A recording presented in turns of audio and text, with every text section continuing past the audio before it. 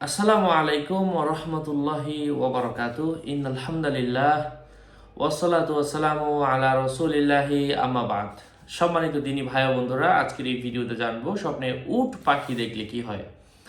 আল্লামা ইমাম ইবনে সিরিন রহমতুল্লাহি আলাইহি কি উল্লেখ করেছেন, আলোচনা বুঝতে সাথেই থাকবেন। যারা এখনও চ্যানেলটি সাবস্ক্রাইব করেননি, সাবস্ক্রাইব করতে ভুলবেন না। ভেরিফাই চ্যানেলের ডিসক্রিপশন বক্সে ক্লিক করলে আমার পেজ এবং আইডি আসবে। এটা ছাড়া আলাদা অন্য কোনো পেজ নেই, আইডি নেই, ইমো নেই, হোয়াটসঅ্যাপ নেই, টিকটক নেই। নাম ছবি রেখে বিভ্রান্ত হওয়া যাবে না। প্রত্যেক ভিডিওতে আলাদা আমি সাবধান করি, সতর্ক করি।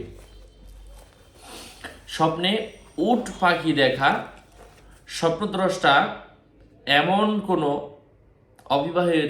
অবিবাহিত হয়ে থাকলে এমন কোনো নারী অথবা পুরুষকে বিয়ে করবে যাকে বিয়ে করার মাধ্যমে তার জীবনে অনেক ফায়দা এবং উপকার হবে। হ্যাঁ, স্বপ্নে কোনো মানুষ যদি লম্বা আকৃতির কোনো উট পাখি দেখে, এর অর্থ হচ্ছে সে নিজে সম্ভ্রান্ত ফ্যামিলির সাথে বন্ধুত্ব করবে, কেননা কখনো সে পরাজিত হয় না।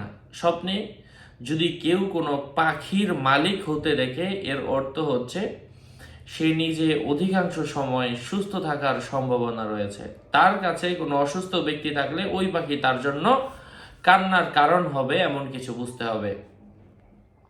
উট পাখিকে শান্ত অবস্থায় ঘরের মধ্যে দেখার অর্থ হচ্ছে স্বপ্নদ্রষ্টা দীর্ঘায়ু লাভ করবেন, নিয়ামতের সময় তার দীর্ঘ হবে।